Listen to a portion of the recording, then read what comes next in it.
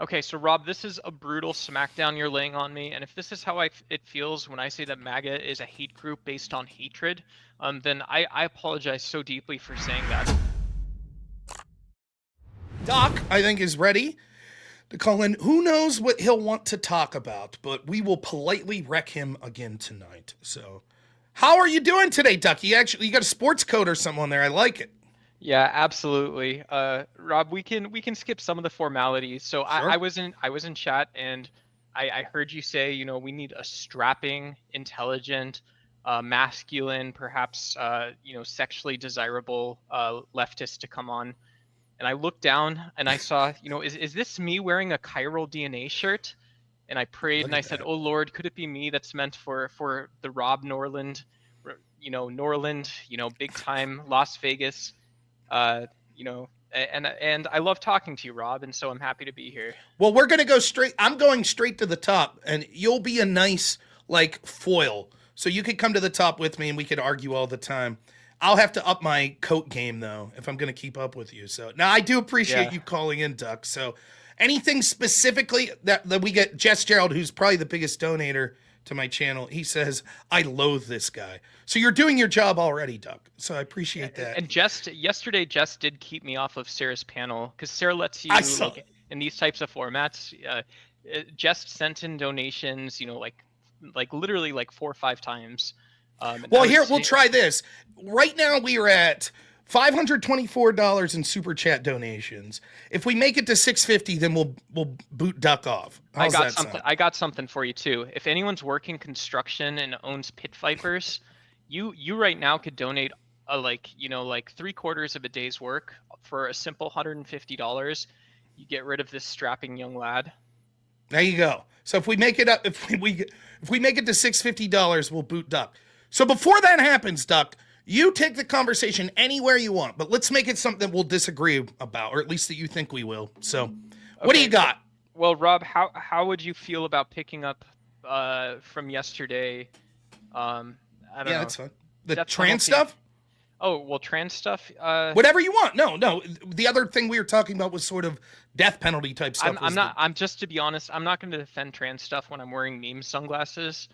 Um, oh right. but no, because You don't want I your got house. vengeance. You don't Yeah, want doxxed. I get it. Yeah. So yeah. we all know that the trans supporters are the most calm, rational people in the world. So we won't go Sure. there. Whatever you want to talk about, Doc, I'm good. Um, Someone asked, "Are you a I don't lefty?" know. That's a fair like. You're left wing. You would consider yourself lefty, correct? I would say yes, center left. I think from a politically, so, um, this is how us crazy lefties think, is that like in terms of like methodology, how I ask questions about the world, I'm probably a little more right leaning. I like to know what institutions say. I want to hear what the people think. But in terms of like my politics, I'm definitely more progressive. Yeah. Well, let me ask you this. If you can't think of anywhere to start, I will ask you this. So, since I first talked to you, we've interacted probably 3, 4 times since then. Your initial interaction with me was saying that you think people that share my political point of view, which is sort of like being a populist right winger, all come at it through a pace of evilness and maybe racism. And it all started with the idea of claiming that Obama wasn't born in the United States. After hearing more of what I say, would you still think that you think that most of my political ideology comes from a place of being evil? Uh, yeah, I think it is a form of hatred. I think when people, starting from the Tea Party onward, are hoisting economics that are inaccessible to the normal person. They're hoisting these, and this is a lot of the stuff that MAGA got on board with. Like the deep state is like globalizing. You've got these Hollywood, Hollywood and mostly DC elite, who are trying to keep the truth about economics and stuff and religion from you. And that did evolve into saying Obama wasn't born in the United States. It evolved into bashing people who think differently or who stand up for people without a voice. So I still do believe that So let me deeply. ask you this. So the idea, I think that we're going to have a fundamental disagreement on sort of the I won't say the rights. How about the moral responsibility for governments to tax people and then to provide for, we shall say, the more needy, right? Where do you think the moral right comes from that the government should morally take money away Yeah. from working class people and forcing, like, let's make this, instead of hypothetical, let's make it, I presume you would probably be a person that would be for Yeah. student loan forgiveness. Is that fair?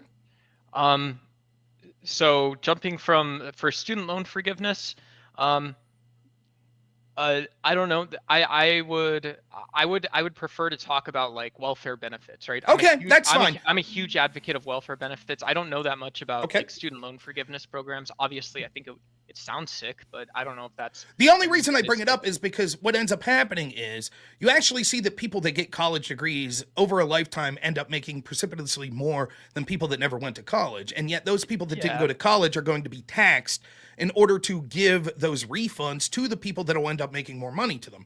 And so I think a lot of times what happens is there's this fundamental disagreement where it's like, well, we should provide welfare for all these people, but you're not just taxing the rich, which there's a question how much we should tax the very rich anyways, but you also are being someone who's taking from the working poor or the working middle class. And the question I have is, where is this sort of moral righteousness in taking money from hardworking people? Like, I made about $85,000 to $90,000 last year, but I averaged working about 90 to 95 hours a week. Why should I have to Yeah. pay in for welfare benefits for people that just choose not to work? So I would say, first of all, I respect you personally in that work ethic. I understand how hard that is. I worked in college. I worked food service. There's not a, a golden parachute. There's not some pot of gold at the end of the rainbow. They set it up so you have to work and earn it, and you sacrifice to make, an above average living. So I appreciate that. What really always gets me is this idea that, most people, when we think of the people that qualify for like SNAP food benefits, or I think is it Medicaid, it's Medicare or Medicaid, access health insurance, every state or whatever, these types of benefits, society looks like a really dreary place. It looks like a really dreary place where there's not only, um, a lack of opportunity, but a lack of support to create that opportunity. And so my opinion is, when people have the right incentives, when people feel like they're being supported, they're able to go out and be productive. And I'm sure there's data on the internet. I'm not like this well researched guy in terms of welfare benefits, but um, you know, a lot of my brethren are. And so that's my argument for you, is that we have to make people feel like they're supported. You don't actually get a fair shake in the United States. Not everyone even has that first step into making 90K a year, using taking advantage of overtime and stuff like that. Yeah, well, I think that there's two separate conversations there, or I won't say two separate conversations, two ways of looking at this. Me personally, I'm not an ANCAP, so I think that there is a role for government to have a limited social safety net. And I think a lot of people agree with that. What we see as the problem is how that's exploited. And I actually think Sure. that it's antithetical to what you're suggesting. I think we see generations of people that start to realize that they could rely on the government, which means that they never have the incentive to go out there and do things. So, for example, I'll tell you anecdotally, my mom helped a woman locally do her taxes. It was a woman that a lot of people around here don't really have the money to go to a tax professional, but they may also just not have the sort of knowledge of how to like fill out a tax form, you know? And so my mom would help a few people out with that. And this woman had received food stamps for a large portion of her adult life and got a job. And so this was the first year that they got a job. But unlike most people, she elected to not have any of her income set aside for taxes. So for me, when I went to work, they took a certain portion out every paycheck. And then usually I would get a refund at the end of the year, up until these last few years, because somehow overtime's taxed more. That's a different, anyways, that was, and so what this woman found out was, you're going to owe money in because you didn't have the government taking any money out. And so she was furious about that. And then she found out that they were cutting her food stamps benefits slightly, because of the amount of money she was making at work. And so she quit her job because for her, the incentive of staying home and getting food stamps, yeah, she would make more money working than she would get in the food stamps, but it wasn't worth it to her. So, for example, maybe she was making a paycheck of $400 a week, but because of that, she was losing out on $100 a week of food stamps. And so she decided, you know what, I'd rather sit at home. This is the incentive structure that we're providing. And instead of people that used to go out and say, I got to learn a skill so that I can provide for myself and hopefully provide for a family, instead, the lesson we're teaching is if you just stay home, the government will take care of you. And the problem with that is, and let me put it in a way that maybe you'll appreciate more. There's a postmodernist lefty by the name of Michel Foucault. He used to call this the concept of biopower. When you give the government the ability to keep the lights on, you also give them the ability to turn the lights off. Once you rely on the government for your sustenance, then you basically become a ward of the government, and you have to do everything they say because they control you. That's woke right. That's quoting Michael Foucault and this. I don't know that much about the guy. I literally got kicked. The first Discord I got kicked from, Rob, was reading this guy's woke bullshit. But he wasn't a righty, I assure you, but that's fine. I don't like him either. yeah, but and so like no offense to the like 0.5 Foucault fans in your audience, but what I would say is that like look, even democratic socialists and people on the left would look at a situation where someone's making $400 a week and say, well, I would at least understand when someone calls this wage slavery. This is a fundamental breakdown in how we exploit people for profit. It's a fundamental breakdown on how we treat an individual. We treat them like they're something that shows up, punches the clock, goes home, and they live to do that again and again and again. And if you have any sort of anything out of the ordinary in these United States, then that's a bad thing. Real quick, Jess Gerald for $10 says define woke right. I think he's asking that of you. Oh, thanks, Jess. I appreciate that opportunity. I think it's the subjectivity. I would never accuse Rob of this. I maybe just being evil, but not woke. Right? Yeah, just hateful, not woke. I don't know. We could switch it up if we get real nasty. But no, I would say the woke right is this subjective perspective that like, look, I can just sort of float around, bounce around conspiracy websites. I can bounce around, whatever YouTubers I think are most entertaining or they help me think about stuff. And then I'm going to turn around and I'm going to share a political opinion, which is like deeply subjective. And so if you run into like the bad guy like me in a Discord server or in a chat or in a debate, I'm going to be the one that sort of starts pulling those things apart. Like I think it's woke, it's subjective, it's the same exact thing that Obama and a lot of people in tons of different sort of left-leaning movements got accused of doing. But it's actually worse, right? Because there's not some like helpless orphan at the bottom of this, right? There's not some like long lingering social problem. It's to me it seems like all egotism. But so wait, subjective, egotistical. So you're just defining woke right as people that are subjectively egotistical. But so would you acknowledge that there is also a woke left? Is your definition of them also that they're subjective egotists? Yeah, I mean, so yeah, if you're asking like me personally, if you're asking Duck personally, what I would say is, yeah, there's absolutely a woke left. Would you consider yourself woke? I can participate in woke conversations. Like I'm versed in some critical race theory. I know how to interpret like sociology and history a little bit, but I wouldn't call myself like not typically. I'm a little more conservative. I don't understand. I guess I don't understand your definition, right? Yeah. When you say egotistical and subjective, like your entire argument against MAGA or populist right-wingers like me is you subjectively believe that I'm coming from a place of evil, and that stems from thinking Obama, which I've never said this, but you've interpreted that as my political ideology stems from a belief that Obama wasn't born in this country, which I've been streaming for about 5 years. I challenge you to ever find me saying that, but neither here nor there. How is that not subjective on your part, which would meet your definition of woke? Yeah, so real quick, just to Mr. B in the chat, this is a Hugo Boss jacket. So let's just clarify one thing first. Second, a real capitalist here. Yeah. Yeah, absolutely. Okay. Absolutely. Yeah. If you want, I can start doing things like this. And giving speeches on a TEDx stage. No, but it's hard, right? It's hard because I think what like progressive politics has evolved into is there isn't a home run. It isn't a home run, and we see people like AOC and Bernie Sanders. And what the win is actually seeing, our left and our further left politicians, um, absolutely being a little bit crazy, being out in the public, talking about issues that no one else is willing to talk about. No one else is willing to burn political capital on these things, and making sure that there's a horse in the race, right? Making sure that we have our bets down, we understand the odds, and we're doing things and having conversations we need to have. I don't think that's subjective, because when we're talking about issues like trans rights, yeah, this is backed by medical data. Yeah, there's court cases. Yeah, there's letters to senators and stuff like this. Yeah, there's corollaries in the gay rights movement, in feminism, in the civil rights movement. And so absolutely, it's not just trans mental health, it's trans rights. And this is the thing that we do. I don't think that's subjective when we're taking these successful stories that we've done as the United States. Um, and um,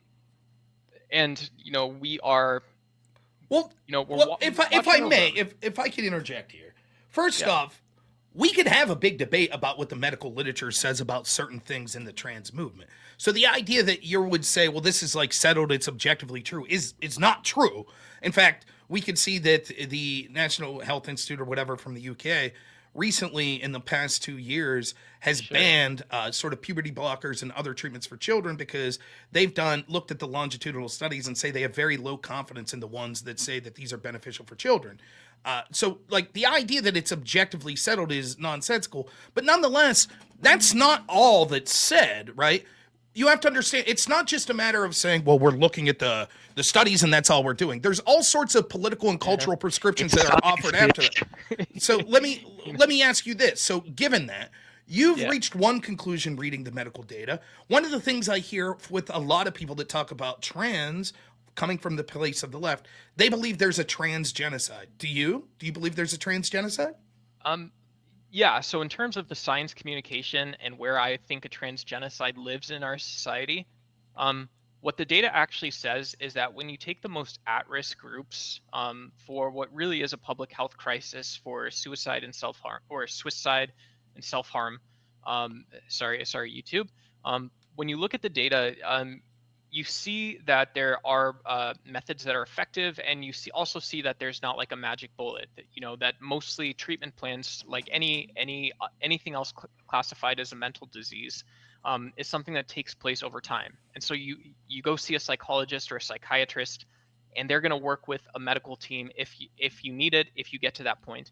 And so when we're talking about something like puberty blockers or any kind of gender affirming care, that's usually on the edge cases where there's severe symptomatic depression and things like this.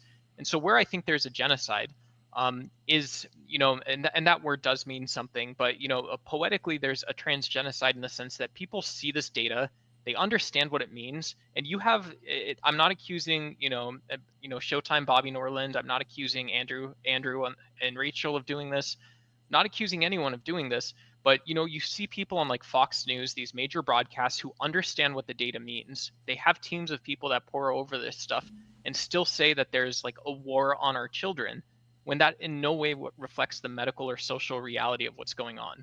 But how would that make it a genocide? Because there's high suicidality rates and they're ignoring the problem, or they're attacking the people that are trying to address the problem. So that makes it a trans genocide? Yeah, it's probably a lot of the same, Rob.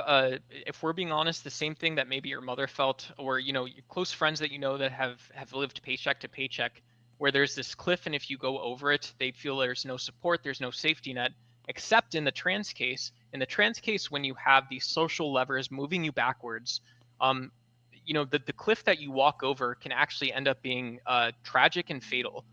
It can end up being a lot worse. And so that's why it's so important for people to not only understand that treatment is possible, it's effective, but there's also support communities out there. Here's the problem I have, though. You say because of these issues, if you look at the data, we're going to disagree on the data and what it says and what the recommendation should be and what I think is indoctrination of children. But let's set that aside. We're going to disagree on that. If you say, well, I think there's a legitimate trans genocide because there's high suicidality rates and people know that, and yet they're still saying that we're indoctrinating children, whatever. I seem to recall the second time I ever talked to you, in fact, maybe it was the first time, you mentioned that there are people that are terrible people on the right that focus on sort of victimhood, such as men or such as MAGA people, and that they have these pretend issues. Let's take men for a second. The suicidality rate of men is much higher than that of women.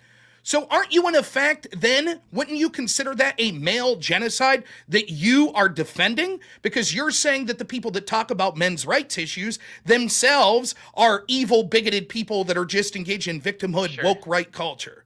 Sure. So Rob, who's the guy with the eye patch in Congress? He got Dan made fun of Crenshaw. on SNL, Dan Crenshaw. So say something stupid, win a stupid prize. Um, there's plenty. I would never be punched down to someone in MAGA who has a mental illness or who may think they have a mental illness. And a lot of men, in fact, might be symptomatic, meaning they like if you don't feel like going to work and stuff like this. I know it's such a high standard, but like having an abnormal level of not wanting to go to work can be a symptom, a checkbox of a mental illness. And so, I'm obviously we're not going to prescribe or diagnose anyone in a YouTube panel, but here's my point. Here's my point, Rob. If I say that MAGA is based on hatred, which is the exact words that I've used with you, I've used for our conversations in the past. When you have people posting links to conspiracy theories, when you have people, what I call punching down people that are either economically or socially weaker than they are, that is an ideology based on hatred. Is that associated with depression? I don't understand that link. Okay, but just to be clear, so then you differentiate, you say, when we're talking about male suicidality rates, you're like, well, I'm not saying that they have I wouldn't make fun of them for having mental illnesses. Is that an implicit admission from you that the trans community all have mental illnesses? If so, I agree with you. Yeah, I mean, if you're trans and you go to a psychologist and, like there's probably like I don't know how the actual DSM quiz works, but I would say like, if you're answering a question that says I'm not comfortable in my body or like more than 3 times a week, it might look something like that. I think about how I'm, I don't feel comfortable with the gender I was assigned at birth. But if I would imagine that's probably meaningful. That might be weighted or something or conversation. But when we talk about mental illness, and it's like, I think gender dysphoria, again, not a psychologist or psychiatrist, but there's probably check boxes that say, well, I'm feeling depression. I feel depression. I feel sadness about this. I feel anger. I feel angst. These are the types of things that actually qualify a mental illness. But I mean, first off, I'm 100% agreeing with you. The trans community have a mental illness. That's what it is. So I have 2 points on this. One, if it's just a matter of having anxiety, angst, yeah, try being a man, dude. Try going to work 90 hours a week. Try trying to provide for a family. Try engaged in a dating world where it's like you are too aggressive if you're upfront and talk to women like we used to in a common dating pattern, whereas simultaneously you're considered effeminate or weak if you don't talk in that way. Men are dealing with a lot of angst. You can see suicidality rates through the roof. So again, if you're going to be flippant and say, oh, the people that talk about men's rights issues are bigots, but trans people are going through a genocide, it seems like you're being hypocritical and thereby engaging in the same subjective behavior that you're criticizing the right of engaging in. I wouldn't. I would actually be happy, right? I'm a girl dad. And so, I don't talk about my family on the internet, but but anyways, I'm a girl dad, so I would be incredibly pissed if men's rights advocates actually did it the right way. If you talk about men not getting a fair shake in court, talk about domestic violence rates, right? I don't want to hear this one-sided, oh, wishy-washy, me, boo, boo, boo, boo nonsense. I don't care about that. If you're going to talk about men having a harder time when they're job searching or getting depressed and stuff like that, then like, okay, go start, what are you actually doing about that? Is that the issue? Are you also going to talk about other forms of economic disenfranchisement? Okay, so that's interesting. So your point is, correct me if I'm wrong, I'm trying to steelman the position. Your point is, we don't want to just hear one side of the male experience. So when you say, well, men get screwed over in custody courts, but what about domestic violence, right? Do you say the same thing about black people? If I say black people, I hear people say all the time, blacks make up 70% of those that are incarcerated. Blacks get harder times in courts. Do you say, I don't want to hear about that shit. I want to hear the full picture? And so you say, well, wait a minute. When we look at violence rates, it turns out that black men are like roughly 6 to 7% of the population and commit 50 something percent of murders. So do you Yeah. tell those lefties when you're calling into those shows, hey, I don't want to hear you bitching about half the side of the coin? I bet you don't. I bet you say that there is systemic racism against them. Am I wrong? So great question, Rob. I love the way you frame this. I believe the statistic is 5% of black males commit, you know, 60% of violent crimes or something like this. So whatever, we know that the number is one to a lot. I always feel like I'm backpedaling out of racism as someone who is a quote unquote lefty. I'm left leaning in my politics as well as my research methodology, things that I'd cite.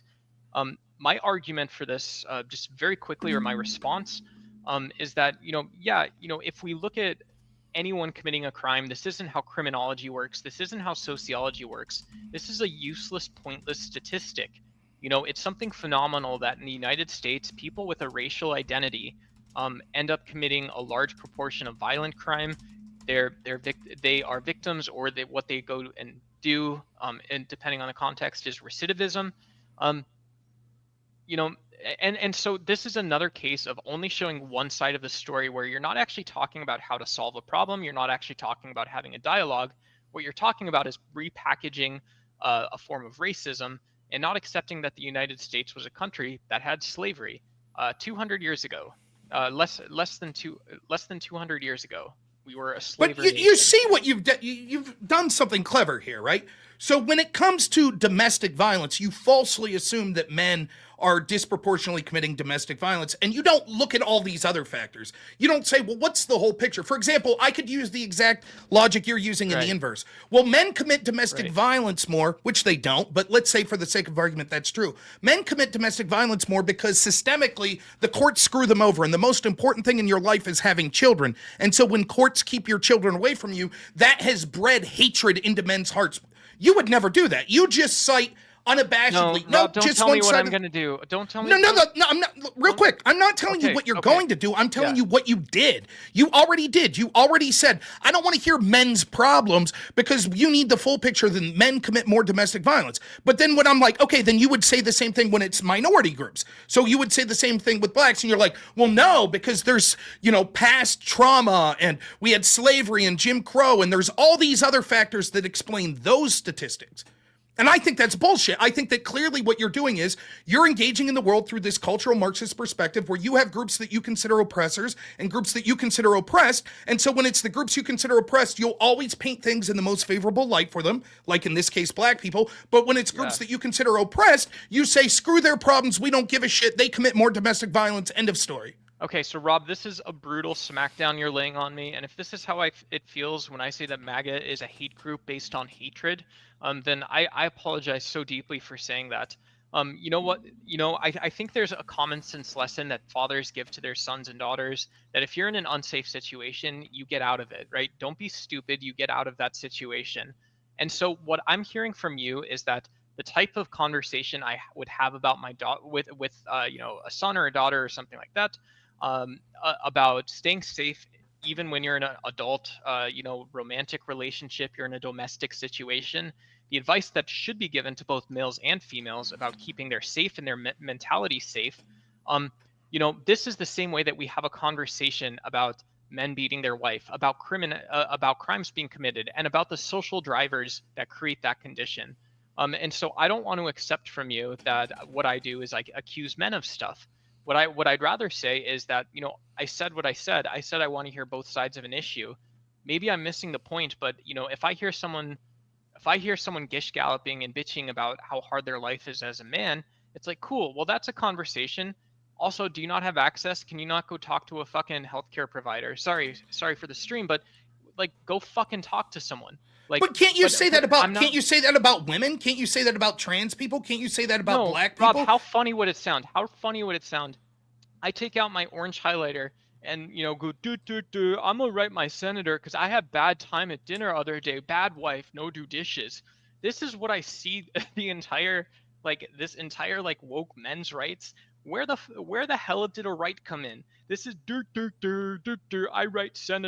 I write senator and tell them all these things about how bad my life is. I go on YouTube, make YouTube short for this video. You just got done saying there's a trans genocide. That's the entire point of the trans movement, perpetual victimhood, writing to senators, occupying spaces, hell, like in Nashville, shooting up a Christian school to get their point across.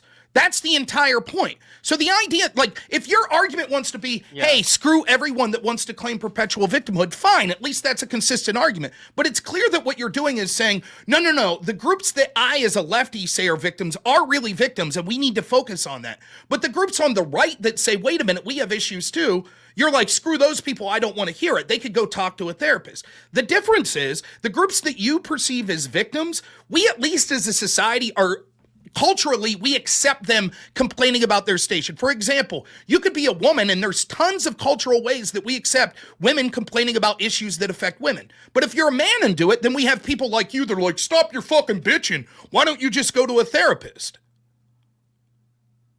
You don't see the difference? I'm sorry you feel that way. Yeah, saying it louder and, saying well, it louder doesn't show. Change the.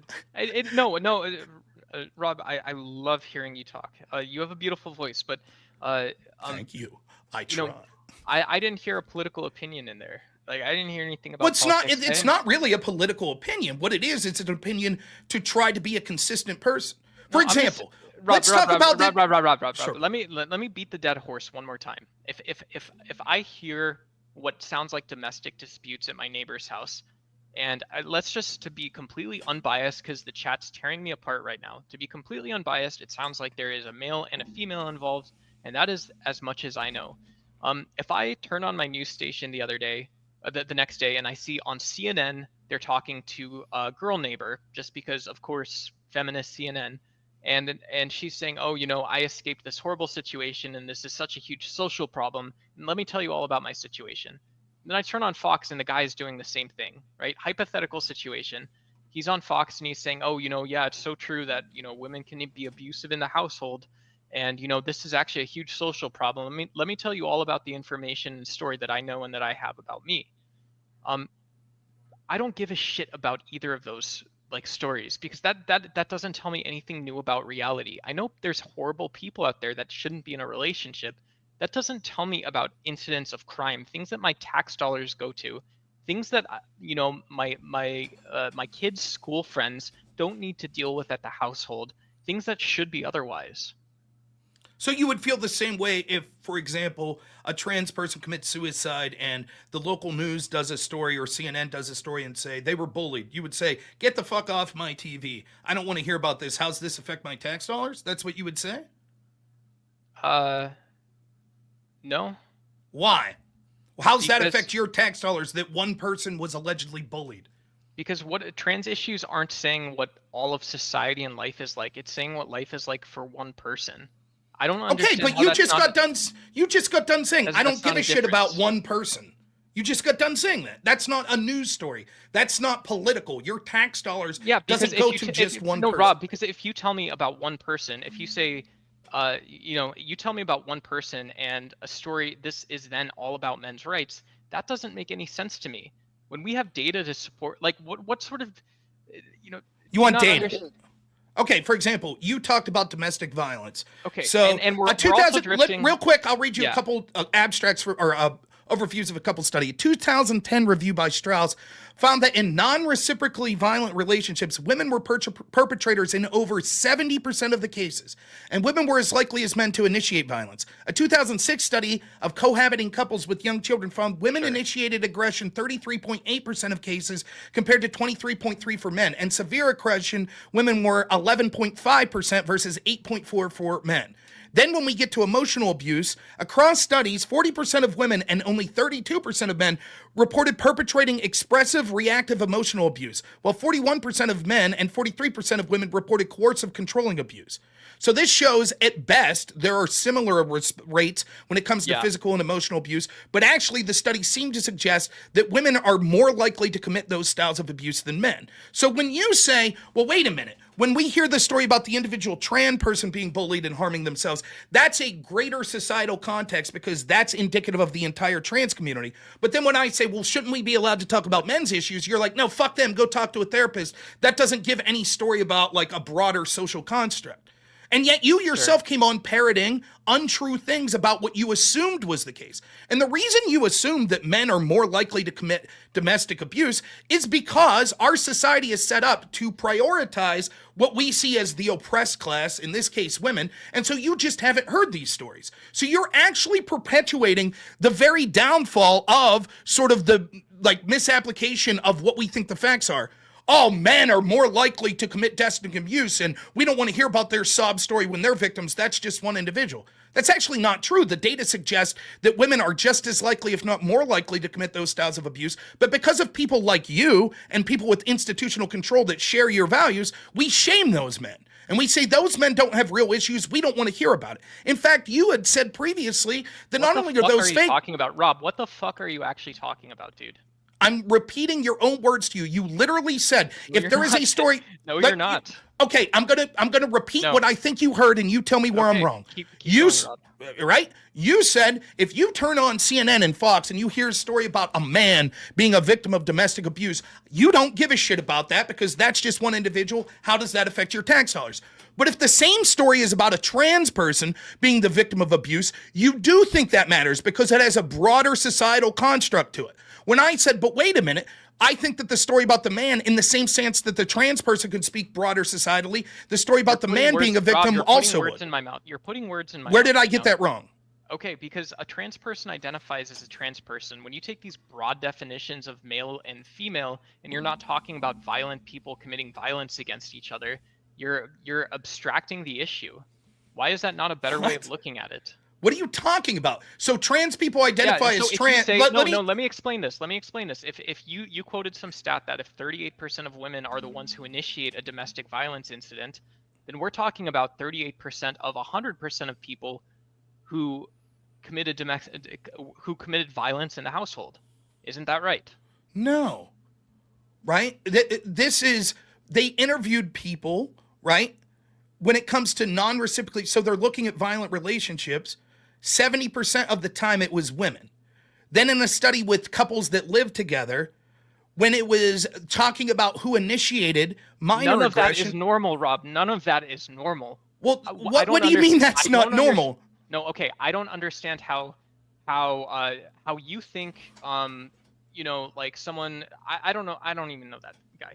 I don't understand how you see these people with a GED and no life experience going on into the panelverse and talking about men's and women's rights. It makes no sense to me. It makes absolutely I have no idea. sense How is to me. this None responsive? of that is normal.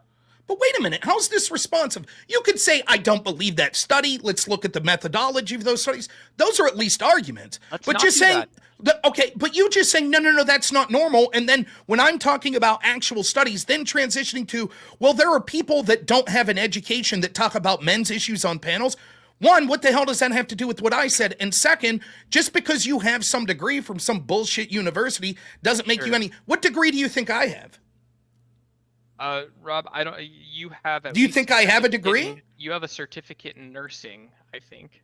Or I do not. I have a job. So I could tell you, right? Yeah. My job is a job that you could have with a GED. The only thing that was required for my job, for those that don't know, I work in home health care with adults with disabilities like autism and other learning disabilities, right? The only thing you need to have my job is to pass an FBI clearance that you never abuse kids or people like that, and to have a GED. That's it. My question to you is, outside of that, right, which didn't require any special education, you've heard me debate many times. What do you think my education level is? Do you think I have a high school diploma? Do you think I have an undergraduate degree? Do you think I have a doctorate? And do you think that I'm a good debater?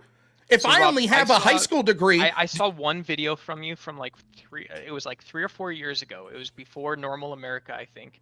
Okay. And I would say whatever degree you have, it looks like you took a slightly more intellectual, introspective approach to whatever the psychopaths, dude, whatever the psychopaths that are talking now about all kinds of like, contexts, woke right stuff. Like it hurts my soul to think. It just hurts my soul because we don't have to. Does that make sense? No, I don't know what you're trying to say. What are you trying to? What do you? I don't know, Rob. Do you have a college diploma? Do you have? I any do. Kind of, I have a graduate degree in speech communication that I use for absolutely nothing that is not at all. speech pathology, is it? No, it's not speech pathology. Speech communication, people that get that degree usually go into things like advertising. I got that degree to be a debate coach, and then I never used it. The classes I took for graduate school, I got my degree from Tiffin University online. They were a joke. It was an absolute joke. I had harder classes in high school. And I'm here to tell you that many of the people that I went through grad school with, that I had to work on project with, are dumber than people I know that dropped out in ninth grade from my local high school that are now doing complicated shit like welding or putting diesel engines together. The idea that education and your level of education somehow implies whether or not you're qualified to speak on issues like men's rights is a fucking joke. And in fact, from a lefty perspective, I could say I find this view to be bigoted and elitist. I think this is an ism against people that didn't have opportunities to receive higher education. Why are you bigoted to them? It's a good question. I don't think I am. I don't think I am a bigot. I don't think I'm a hateful person. I don't think that I'm someone who I don't think I'm someone who seeks out conflict. I think I'm someone who embraces conflict when I have the opportunity. When I have to. But can I just say this? And we will let you go here soon. Because we did get to 650. Duck, I like talking to you. I really do. So don't take anything to heart like that I'm saying that I dislike you or anything. But it's the position that you just advocated for is an interesting one. Because a lot of lefties that sort of have this sort of oppressed versus oppressor mindset, oftentimes they'll talk about MAGA or populist right-wingers or Republicans as like, yuck, yuck, they have lower education. But if I turn that and I say, well, okay, why don't we do that based on race? Who has higher degrees normally, white people or black people? Would you for a chance say, well, black people need to shut up because they're less educated? You would never say that, would you? But you won't hesitate to bat an eye to say, well, MAGA people are less educated, so they shouldn't be on these panels. Okay, I can answer this, and I'm going to answer this in a way that's going to blow your mind, because I have a reference copy of Alexis de Tocqueville's Democracy in America. Rob, and if you were really a friend and you followed my videos, you would see that I have a video on this. I can answer why America is this way. Why does America... we're both so far out of left field. And this is from the book. It says, in America, there are but few wealthy persons. Nearly all Americans have to take a profession. Now, every profession requires an apprenticeship. Okay, so like welding, HVAC, in some ways you can say almost anything. The Americans can devote to general education only the early years of life. At 15, they enter upon their calling, and thus their education generally ends at such an age when ours begins. He's in France. Whatever is done afterwards is with a view to some special and lucrative object. Whatever is done afterwards is done with a view. So after you get an education, you pursue a special and lucrative object. A science is taken up. As a matter of business, a science is taken up. And what year is this that this whoever's you're quoting? What year is that? The only branch of it which is attended to is such as admits to an immediate practical application. So people practically pursue business. This was published in 1849. Yeah, that's so outdated, and let me tell you why. How many people did you go to college? You don't have to answer if you don't want, but did you? This guy died. He got to America in 1831. Okay, but you don't have to answer if you don't want. Did you go to college though? I did. I was a decent student. Okay. I wasn't a great student, but I was a good student. So presumably you knew other people in college. How many had no fucking clue what they were doing when they got to college, like what they wanted to be with their life? Did you know? I thought political theory and political philosophy would change the world one day, and I still do. So that's why you went, coming out of high school, you said political philosophy, that's what I want to do, and you never wavered in that. Did you ever change majors? No, I forgot about my brain stuff when I started working. But yeah, I changed majors once. This is my Duck's interesting college story. I went to my first day of class at community college. And I ended up actually doing like the honors college, junior fellowships. I was very successful, but I started at community college. And my first accounting class, I took an accounting class and a business calculus class. And I was so bored. I was so bored that I couldn't even follow the material, so I switched my majors to political science. Okay, the point I'm trying to make here is the quote you just read, if I could translate it for my dumb redneck brain, would go something like this. Okay. In America, things are different because formal education stops around the age of 14 and everyone develops some sort of apprenticeship. So they go into apprentice forestry or apprentice mechanic or carpentry, etc., right? And then it's seen education after that is formalized as going after a particular career. Is that a fair extrapolation of what you read? Yeah, and what de Tocqueville goes on to say as well is that Americans vigorously argue with each other. They use debate and they use public forums to share information. And so basically everybody is in some way competing, but everyone is doing this practical application of sciences and knowledge towards commercial But I reasons would argue in the that year that's 18, I would argue that's so 1832. outdated as even your college experience shows. We don't live in a system anymore that by the time you're 14, you make a decision on what you want to do with the rest of your life. In fact, me and pretty much everyone that I went to college with, at least 50% of them, and it appears Oh, you as okay. well. Yeah, Let yeah, me yeah, let yeah, me yeah. let me finish, please. I'll give you Sorry, a chance to Jesus respond. Christ, Doug. That's my Now, bad. come on, don't take the Lord's name in vain here. But give me a chance to finish here. Most people are going to college, at least in my generation, because you were just told that's sort of what you do. And then you're bouncing around with your major, and you're getting a major that a lot of people are getting majored that's bullshit. They don't have a career in mind. And we have people that are going in DEI fields, HR fields. We have an entire industry in the finance industry where we're prioritizing if you want to make big money instead of like being an engineer or making something of value to benefit society. Instead, go to school for 2 or 4 years, learn how to get into finance and how to shuffle pools of money around, which isn't really causing any benefit. We've created a whole, that's like one of the fastest growing fields. So I don't Okay. understand what reading this description of the United States, and I would think we'd be better off to go back to the world of apprenticeships when young kids, particularly young men, were like, yeah, damn it, I'm going to get a job that really matters, like working with my hands, and I'm going to start at it young, and I don't have to go in perpetual debt going to college to do that. I could get an apprenticeship and work hard towards something. Nonetheless, I don't know how this relates at all to our previous conversation. The point that I was making quite clearly was that you seem to view the world through the lens of the oppressed versus the oppressors, and you have a different set of rules for them. So when I show you exact apples to apples situation, if a man in this exact situation complains about the abuse that they're getting, you're like, I don't give a Sure. shit about that. But if it's a trans person, you do. And it's Okay. last thing I'll say, and then I'll give you the final word in this. I understand. Like, it's laughable to me to hear people like you that want to be like, oh, that like these people in MAGA, these people that are men. I'm sure you'd say the same about Christians. Who gives a shit about their perceived problems? No one wants to hear whining babies.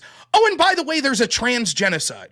Do you understand why people like me laugh at that? Where it's like, dude, there's not a trans genocide. The left's entire mantra is being perpetual victims. And so when the right wants to talk about issues that are real, that affect them, you're like, no, we don't even want to fucking hear it. Good point, Rob. Good point. This is how I would respond to that. The question of what success actually looks like, what it means, whether this is a DEI consultant or it's someone with a profession you don't morally disagree with, who is maybe working harder than the average person, and they're doing this in order to feed their family. This is an idea that is 1,000 miles away. When you take two steps out your front door, it is impossible to say without our values, without our morals, without our compass and our sense of self, that we're going to be able to decide what we might do in order to become successful, and then why that success is in any way meaningful, why it is anything other than just a number on a spreadsheet.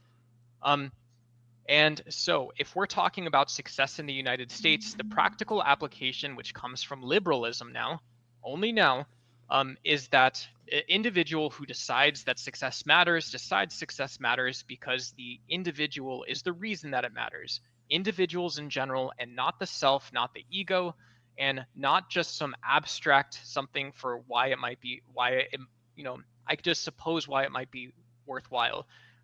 There's a difference here. People that are using their political ideology and national identity to compete are making a smaller circle. They're not saying that people all around the world matter. They're not saying their neighbors necessarily matter.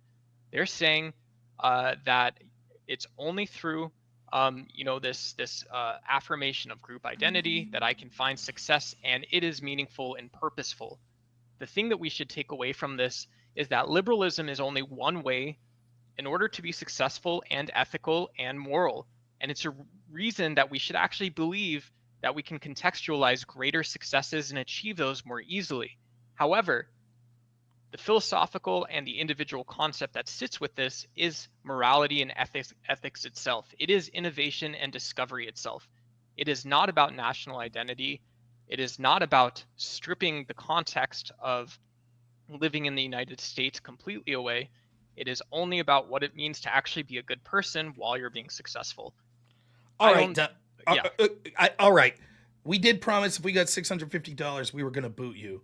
But I do want to say, no, wait, don't leave yet. I do want to thank you for coming on. I enjoy talking to you thoroughly. Is there a channel or anything you want to shout out or where people could find you?